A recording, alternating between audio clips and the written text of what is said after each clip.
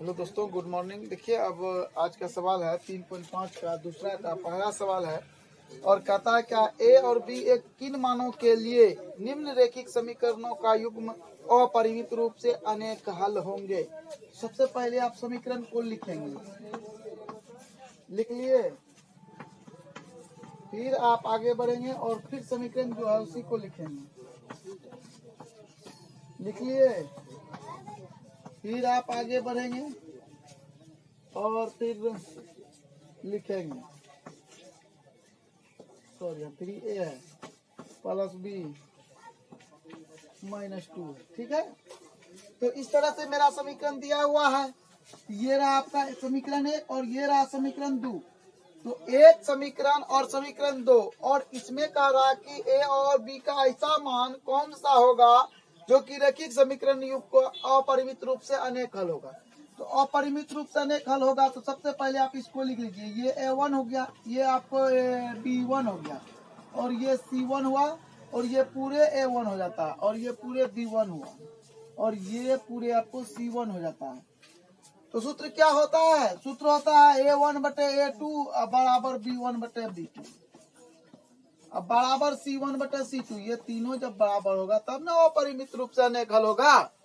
तो ऐसा होता है। ऐसा होने के बाद आप मान बैठा दीजिए 2 बटे, तो देखिए A1 A2 B1 B2 और C1 C2 तो दिया हुआ है। तो आप लिखेंगे तो बराबर B1 क्या है मेरा 3 है, और B2 A प्लस B, और बराबर आपका हो जाएगा 7 बटे 3A प्लस B -2।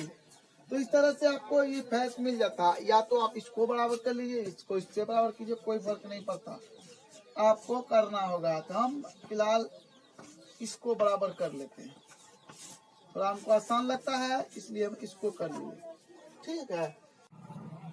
तो अब जो है कोना कोनी गुना करना है, तो आपको जैसे गुना 3 से कीजिएगा तो ये आ जाएगा, और 2 से कीजिएगा तो ऐसा आएगा। आप सबको एक तरफ ले आइए, -2A -2B बराबर 0। अब घटाइए इसको, इसमें ये माइनस इसको उसमें जब जोड़ हो जाएगा तो 5B बराबर 0। इस तरह से आपका समीकरण 3 निकल जाएगा, ठीक है। अब आप जो है फिर से करना चाहेंगे तो B1 बटे B2, तो B1 क्या है इसका हिसाब में देख लीजिए, आपका कॉपी में बना हुआ B1 B2 3 है, A प्लस B बराबर 7 बटे C1 3A प्लस B -2। कोना कोनी आप गुना करना चाहेंगे इसको, हो जाएगा इससे कीजिए 3 3 9 A प्लस 3B -3 दूना 6 7A प्लस 7B। सबको एक पार ले आइए,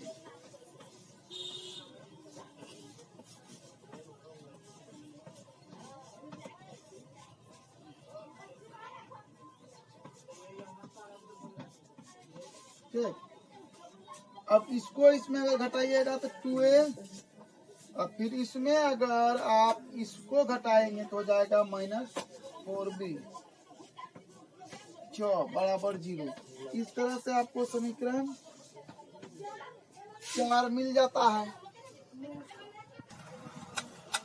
देखिए, समीकरण 3 को 2 से गुना कर समीकरण 4 को घटाने पर, तो अब आपको ऐसे लिख लेना है, और यहाँ पर समीकरण 3 को 2 से गुना कीजिए और यहाँ घटाइए। तो अब क्या है कि ये जोड़ हो जाएगा, ये घटा होगा। ये जो 6 था ना इस पार में माइनस में था, उस पार लेकर हम चले गए, एक स्टेप बढ़ा दिए तो हो गया प्लस। अब ये कट जाएगा और ये 5 गुना 10 हो जाता है। 10 में 4 को जोड़ा जाएगा -10 में, तो -6 होगा, और यहाँ पर आपको -6 रहेगा। माइनस माइनस खत्म, B बराबर आपको 6 हो जाएगा बटे 6, कटा दिए बचा 1, B बराबर आपका 1 आ जाता है। इस तरह से एक आंसर आपका मिल जाता है। समीकरण में 3 में B का मान रखने पर